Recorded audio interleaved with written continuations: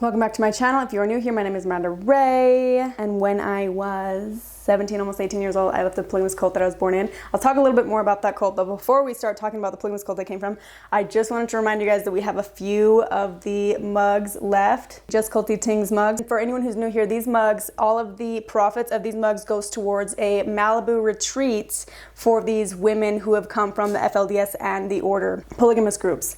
So we put together a little retreat, and this is going to help support that retreat and the cause. So if you're interested in buying a mug and supporting the cause, I'll have the link to my website, justcultytings.com, in my description box down below. For those of you who don't know about the polygamous cult that I came from, a lot of it is on the show Escaping Polygamy. I have tons of videos on my channel. That the cult is known as the Order. It is in Salt Lake, West Valley area. Got approximately, to my knowledge, roughly 10,000 members. They also have locations in Idaho and some members in Pennsylvania. So they are growing very fast, especially because their belief system is to procreate as fast as possible. So I do believe at one point Warren Jeff's group, the FLDS group, was like the biggest polygamous group. Correct me if I'm wrong, but the biggest one in like Utah, or that originated in Utah. But I think now the Order is surpassing because of their beliefs on procreating, which I can talk about a little bit. Since Warren Jeffs went to prison for raping a 12-year-old, he came out with this new revelation for his FLDS members to no longer have sexual relations with their partners, with their wives. So the population of the FLDS group has been slowly, gradually coming to like a halt. Since we're talking about the FLDS, I just want to briefly touch on this. So they are still having kids because, and this is what I heard from members in the FLDS or ex-members, there was a few men that were like appointed, Warren Jeff's right-hand men, they were like appointed to impregnate women because they were righteous enough, I guess. So they were going around impregnating women, the righteous women.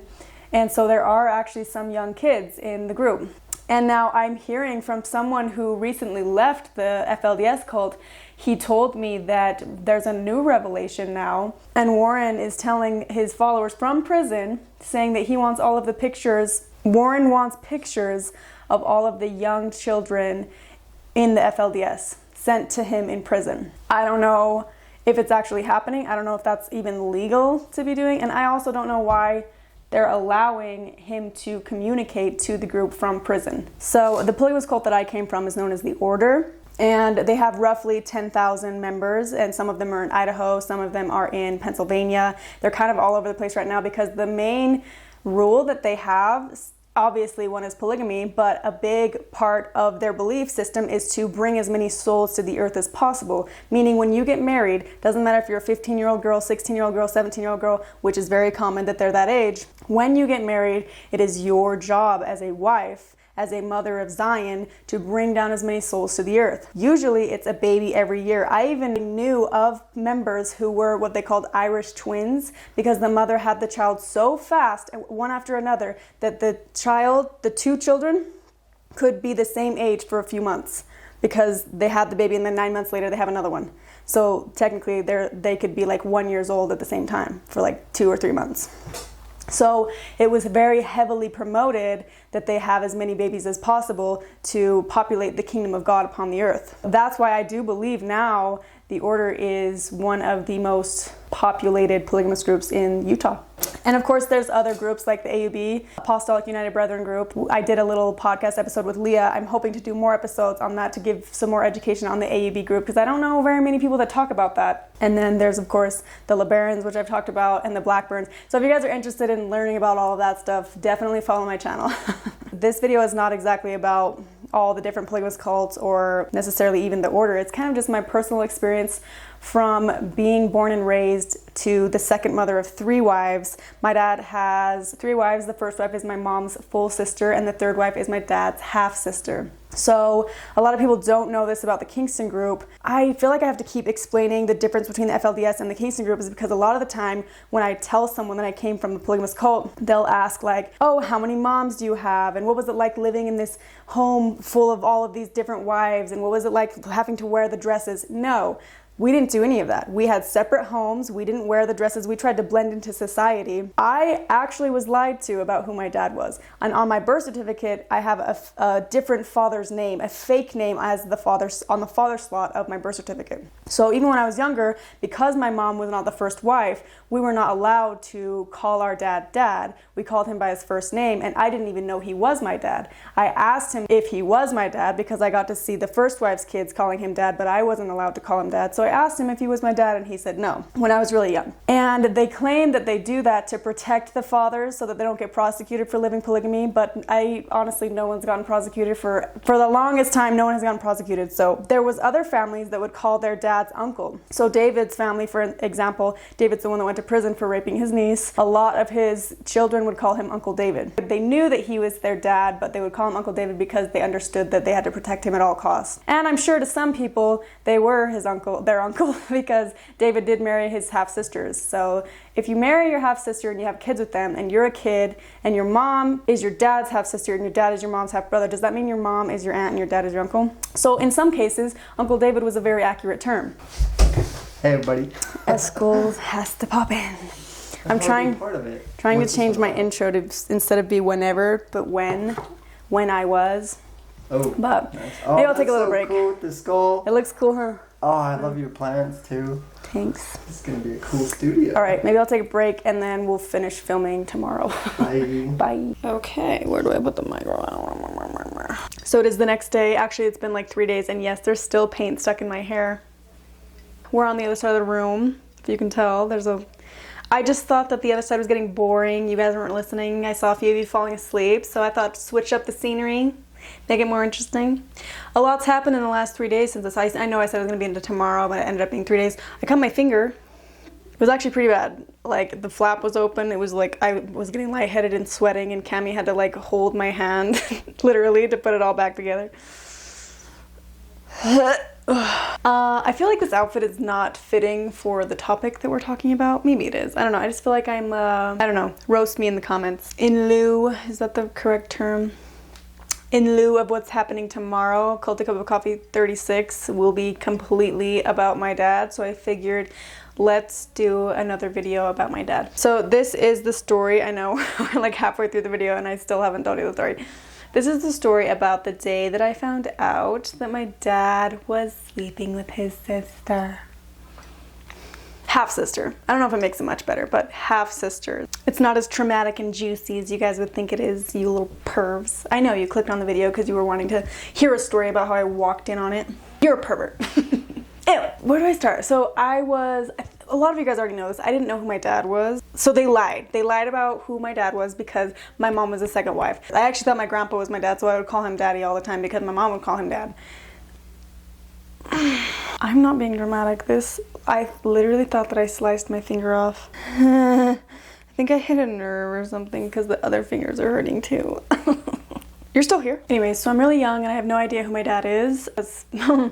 They lied to me about who my dad is, so I had a hunch for a while, but then when I asked him if he was my dad, then he said no. So then I was like puzzled. I was so puzzled. Years later, I find out he actually was my dad. It was the day I got baptized because I would see all my friends get baptized by their dads. So then I assumed that the guy baptizing me was my dad. And he in fact was a liar. As I was getting dunked under the water, I was realizing my daddy's a liar. Hooray. Fast forward a few years. How old was I? I don't even know.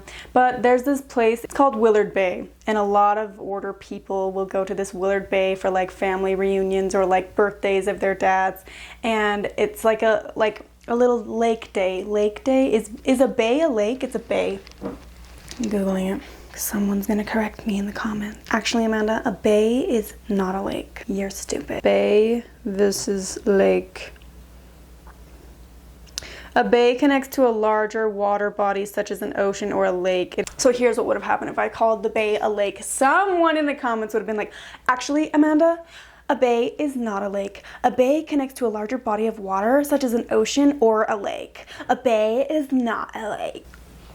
And then they dislike my video.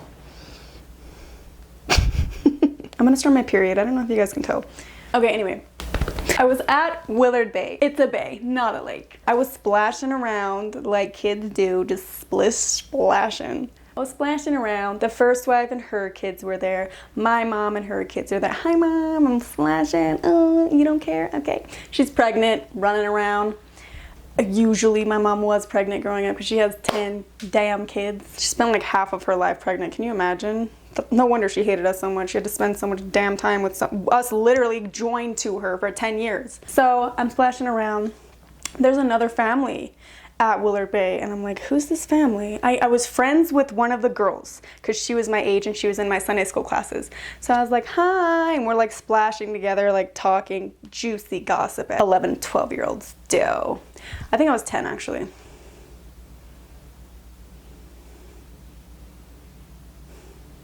I think it was 10. We're splashing around at Willard Bay, not a lake, it's a bay. So we're talking juicy gossip and whatever, and her mom's there and her sister and her other sister, and they're all kind of just chilling with us. And as a kid, I just didn't think anything of it. I was just like, oh, they're here having a party too with us, woohoo. And then she ruins the party by telling me, she points over to this little boy, and he's like 1 or 2 years old. Points over to this little boy, he's in diapers, and she goes, that's your brother. And I go, what? No. And she's like, that's your brother. And I'm like, no, Esco's my brother. Like, those are my brothers. Like, I just figured out my dad has 2 wives and that whole family is my siblings. This is my family. I don't know who the hell that kid is from, but that's not my brother, okay? Get your facts straight. She goes, I promise that's your brother. And when you say a promise in the order, it's like a huge deal. You do not break a promise. I never said promise unless I knew. Because it was like, you're going straight to hell if you break a promise. So when she said, I promise that's your brother, I was like, what? How is this possible? I look over and see that little boy walking around his mother. I knew who his mother was. Didn't know who his dad was. So I look over and he's splashing around next to his mom, and I see my dad walk over to his mom. And you know, he acted a lot like he does with the first wife and with my mom. Why is he doing that with his mom? Why is my dad over there with his half-sister canoodling? Jaw on the floor, drinking up the bay water because I was in the water. And I was like, my friend starts laughing. Again, like laughing, like, your dad had sex with his sister. Ugh. I don't know if she was thinking that, but probably. What a bitch. Anyway, shocked. I was shocked. I don't remember confronting my mom about it, but later on when I got older, we would talk about it a lot, and my mom would talk about how she didn't like that he married his sister, but oh well, I guess. And I've always been so puzzled. If your mom and your dad are half siblings, does that make your dad your uncle and your mom your aunt? Someone please answer this. It's true. Your mom is your aunt because your mom is your dad's sister, and your dad's your uncle because your dad's your mom's brother. So you are your own cousin. Wait, your siblings would be your cousins because they're your aunt's kids and your uncle's kids, but then they're also your brothers and sisters. And you only have one grandpa. Long story short, my mom was never close with the third wife. She kind of acted just think of it this way. When a dog, I don't want to compare my mom to a dog. When a dog is like in this home for a long time and then you get a new dog, the dog that was here before usually is kind of territorial. And that's how the first wife and my mom always acted. Like every Sunday, my mom, then the first wife were sitting side by side by dad. The third wife, where was she? She wasn't welcome. So it's kind of a sad story because it was like he married her and she was not very welcomed into the family. I have no memories of going over to the third wife's house. Tons of memories of going to the first wife's house. Never going over to the third wife's house. I have like 2 memories. And every time my mom would talk shit about the third wife. And even the first wife would talk bad about her. But it was like, it's a shit show for everyone. So either get along or get divorced, you know? Why just roll around in the mud?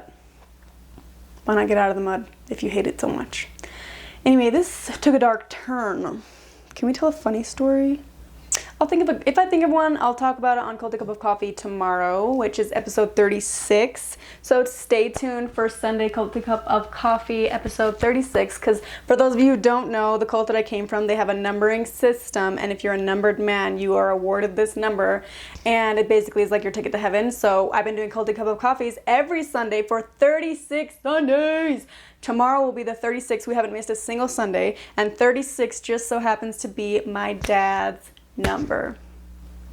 Who would have thought? If you boink your sister, you get a ticket to heaven. Anyways, thank you guys for watching. I hope you liked this video, and I will see you tomorrow on Culty Cup of Coffee episode 36. It's gonna be a shit show. See you there.